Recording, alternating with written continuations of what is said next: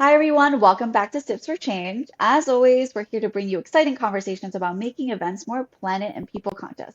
For today's episode, I'm excited to continue my conversation with Janice Cardinelli about mental health and psychological safety in the events industry. Thank you again, Janice, for joining us today.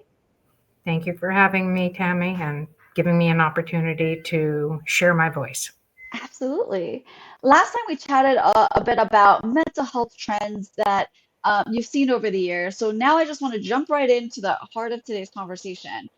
What systemic issues in our industry do you believe are contributing to these trends around mental health in our industry, both good and bad? Well, we can call it bad, Yeah. but the truth is what the problem is really is a lack of understanding, Hmm. a lack of empathy, a Yeah. lack of acknowledgement, a lack of respect. Mm-hmm. Those are the key reasons why psychological safety is important.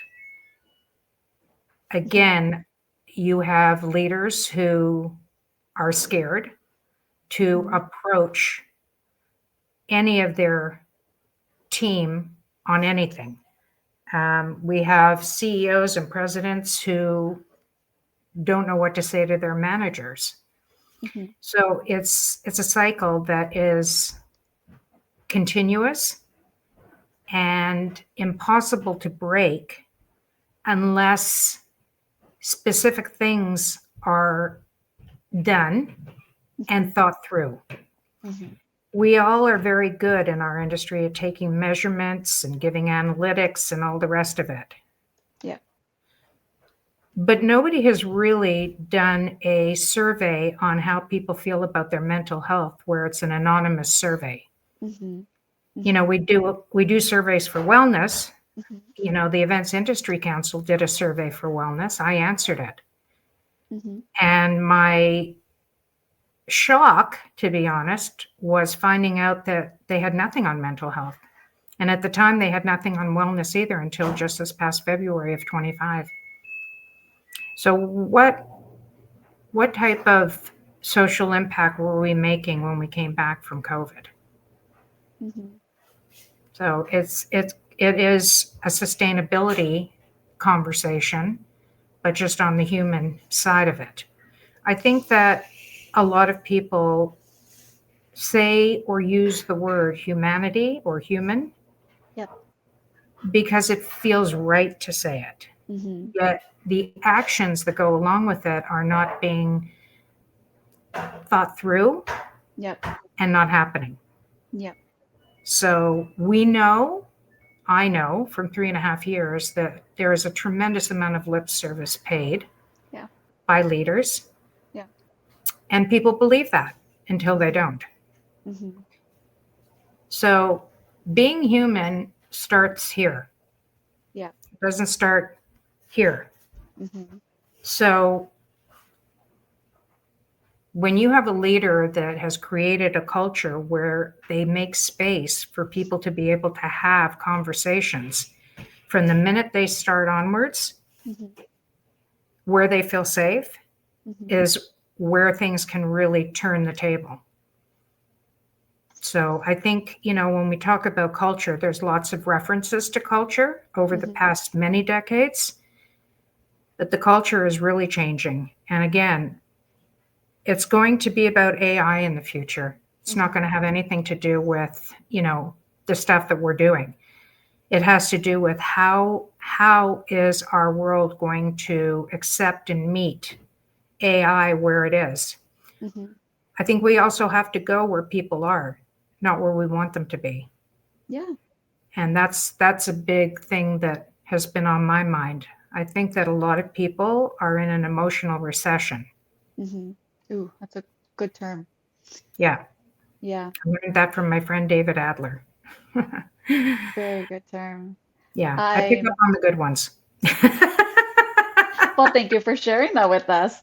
Um, I resonate a lot with that, and I think I partially feel that event planning, the responsibility, the role itself, if you do it well, it's such a behind the scenes role that people don't know how events just happen, right? Like everything's just like magically happens. But and I see this in, my experience as well, that it's when things don't go well, immediately you're attacking the event planner for why didn't this go well? And I think that's part of what makes it hard in our industry to be more mindful about these things, right? Because a lot of the leaders don't understand what we do and they don't understand our industry. So I think that's one piece of it, personally, I feel like at least. But what changes do you believe is necessary to prioritize this culture shift to support psychological safety? Well, the first thing that comes to mind, and you just said it, people don't really understand what I do. Yeah. Stop caring about what people think. Hmm. Okay. It doesn't matter. In the big scheme of things, it doesn't matter what other people think, Hmm. because you could be doing the best job possible. But if somebody thinks you didn't, do you have the strength within yourself to feel good about what you did? Yeah. Right. Hmm. So that's one thing. And the other part of this is, I think that if you can't have an open conversation with leadership where you're suggesting ideas that you believe will help move that organization forward, then you shouldn't be at that organization. Yeah. Often people stay because they think that there is nowhere else to go and they're Hmm. afraid to move and whatever, so they just take it. Yeah. This is also a fallacy. Hmm. This is a complete, mind like an assumption. Hmm. Okay. There's a lot of older people who have moved and had very successful, opportunities elsewhere where they feel appreciated, where they feel respected and acknowledged for the work that they do. Yeah. You know, no one is perfect. We all have our warts. Yeah. However, when you are vulnerable and you're validated for things that, you did well, Hmm. then that gives you the strength you need to keep going. When you make the mistakes, accept the responsibility and the accountability, Yeah. and that makes all the difference. Some people want to blame. Actually, a lot of people want to blame, Yeah. but blame gets you nowhere. I used to say to my customers when I was in business, I said, what would make you happy? It's a reversal. It's like throwing something on its head Hmm. and thinking differently. If you're not prepared to get out of your comfort zone, Hmm. then you have a problem. And maybe what you need is some training, Hmm. or you're in the wrong industry. Don't come into this industry. At least they tried it. Now they know they don't want to be here. Yes. So, talking a little bit more about the event planners side of things, how can they advocate for their own mental health while working with stakeholders who may not be aware or may not prioritize sustainability or well-being? And what strategies have you seen work effectively? Well, you're really talking about someone's time management. And that's always something that is not so easy to prioritize. Yeah. However, we have the tools in our hands every single day. We have this, Yes. that, for example, if you know you have a meeting, then set your alarm. Don't not show up. Yeah. The other thing is don't ghost anybody. That's unprofessional. Don't go MIA. Hmm. If you can't do something, say you can't do it. Hmm. Say no. It's okay to say no. For Yeah. years, I said yes. I never said no. So maybe had I said no a few times, I would have been a different sort of person, Hmm. good, bad, or indifferent. I don't know.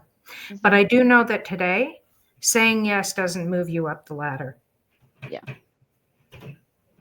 And if you really care about your mental health and your physical health, then you Yeah. have to make time for that. It doesn't matter whether or not it's early in the morning, middle of the day, or at night.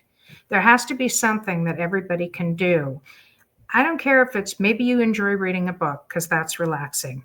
Yeah. Maybe you want to garden because that's therapeutic. Maybe you want to just listen to music and close your eyes. Maybe you want to be physical and go to the gym.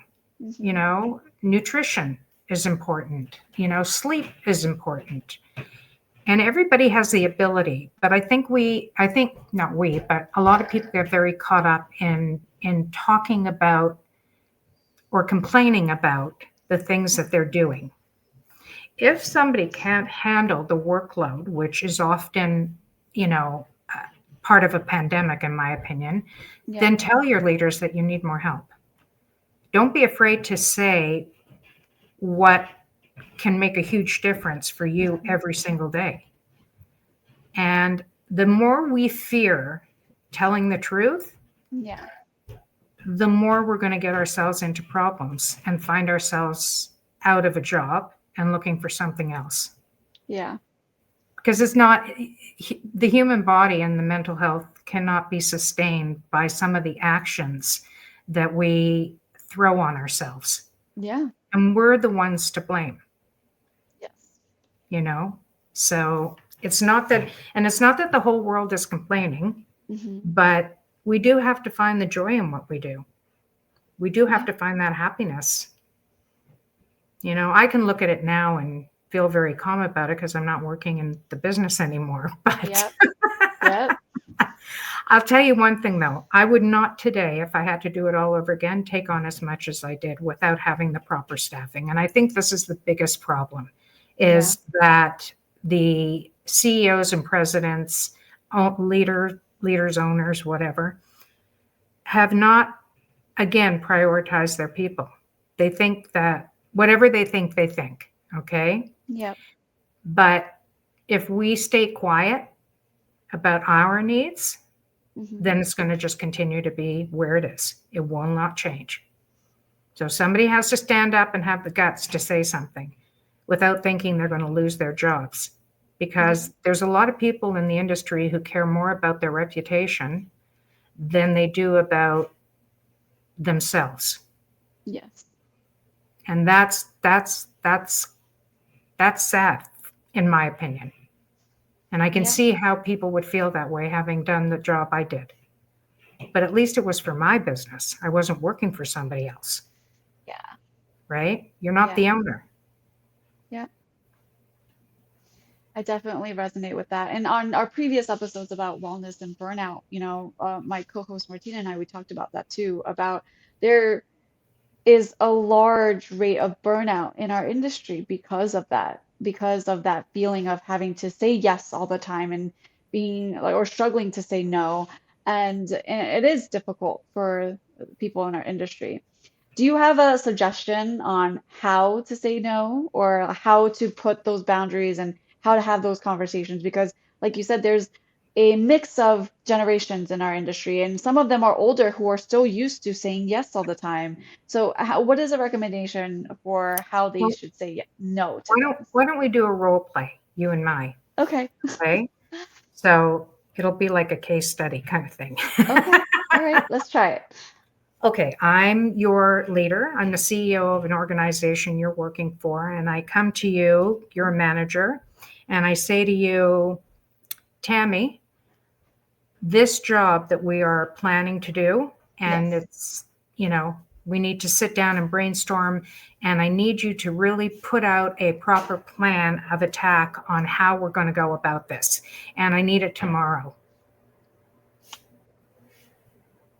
Uh, While I have other priorities on my plate right now, how do you suggest I manage my list of priorities and return this to you tomorrow?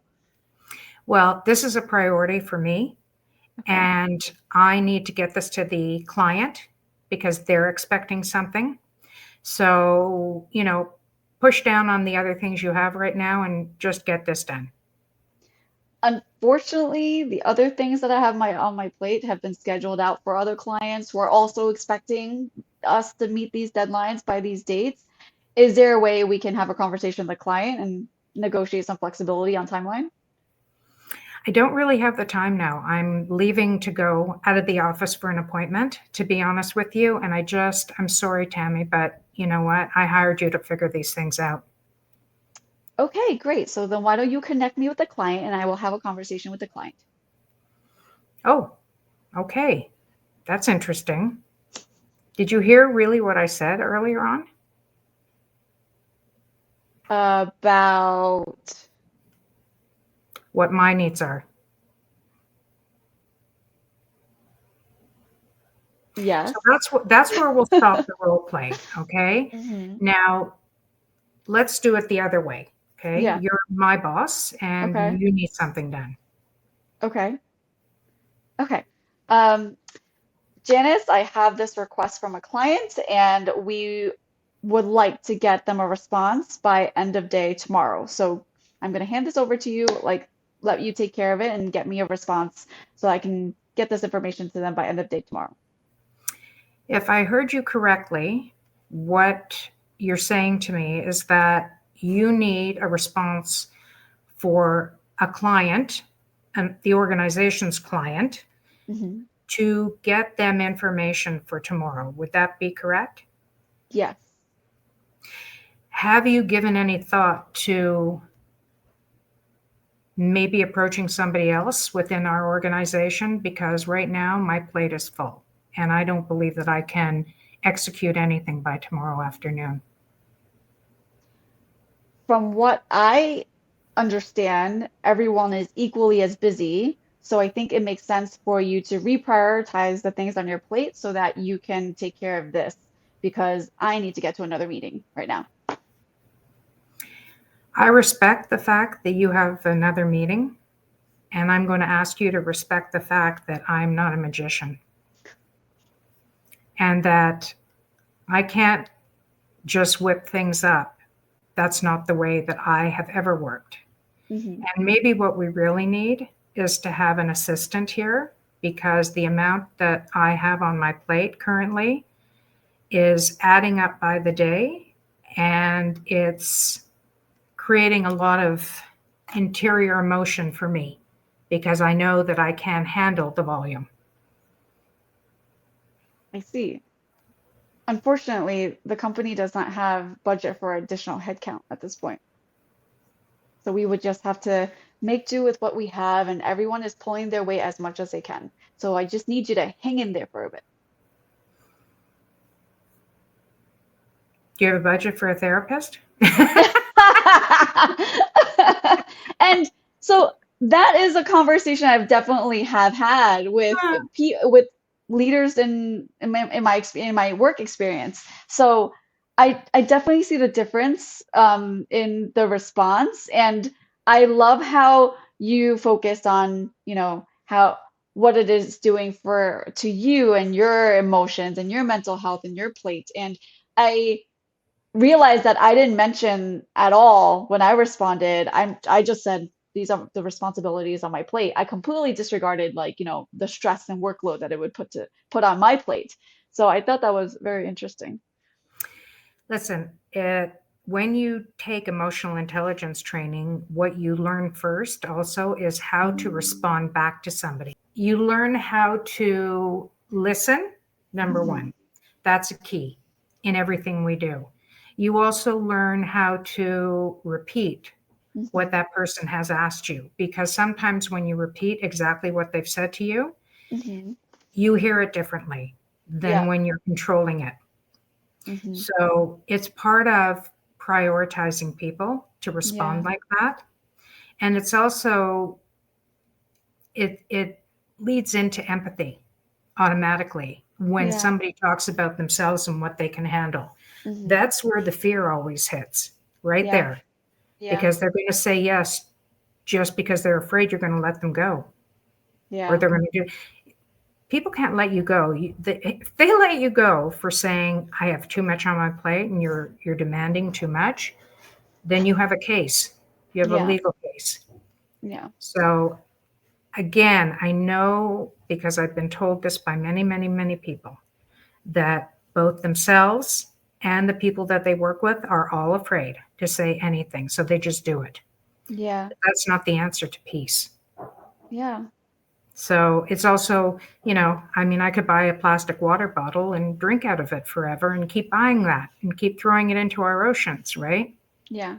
So there's no difference. It's how do we make a change in the narrative? Hmm. How do we, I believe that everybody has a heart, everybody has a mind, Hmm. and maybe they're tough and maybe they're not. Hmm. But you have to do what's right for you. Yeah. And there's always another job. I hate to say it, but there is, Yeah. you know? And maybe that world wasn't your oyster, but the next world you find yourself in is. So I love that. sometimes you do have to suck it up and decide, do I want to stay here in this culture? Yeah. Because that culture is never going to change. Or, yeah, or maybe even be honest about what things might be able to be changed. Yeah. Maybe getting together with your team more often and brainstorming these things. I'm fascinated by how many people don't do that once a week. Yeah. And it doesn't matter if you're virtual or live, it can Hmm. still happen every week. Hmm. And I did that in my old company. I wanted to know what happened the week before, and I wanted to know what we were going into that week and who needed help, who needed, somebody else to help them. If you don't ask that, if you don't suggest that, then nobody's going to help you, Yeah. right? So it's part of creating the culture, Hmm. normalizing what should be normal and being able to communicate. But I think people have this great misunderstanding of communication and what Hmm. it could be like because they haven't exposed themselves or been taught, how to maybe communicate from an empathy point of view. And Yeah. that's why emotional intelligence, along with psychological safety, helps to protect everybody. Hmm. And it's something, by the way, CEOs and presidents need too, because you won't Yeah. often see them saying anything about their own personal circumstances. Yes. They hold it inside and they don't say anything, and then they rule with an iron glove rather than a soft one. Yeah. So Awesome. Yeah. Awesome. I think that's great. And I think that's a good place for us to wrap up here today. Thank you so much, Janice, for not only joining us for these conversations, but being so honest and real and transparent and advocating for our industry and for our next generation. Those in our audience, if you love this episode and if you haven't already, make sure to like and subscribe and not miss out on our future deep dives. Thank you again, Janice, for joining us today. Is there anything else that you want to share as parting thoughts, or are we all set? I will just say that I'm grateful for this podcast, and I Oh, appreciate thank you, you. Tammy, for taking time out of your day and showing the interest that you do in talking about the tough subjects. Thank you. Thank you so much, Janice. And thank you for our audience for joining us today. We'll see you next time. Until then, keep making conscious choices one sip at a time. Bye. Bye.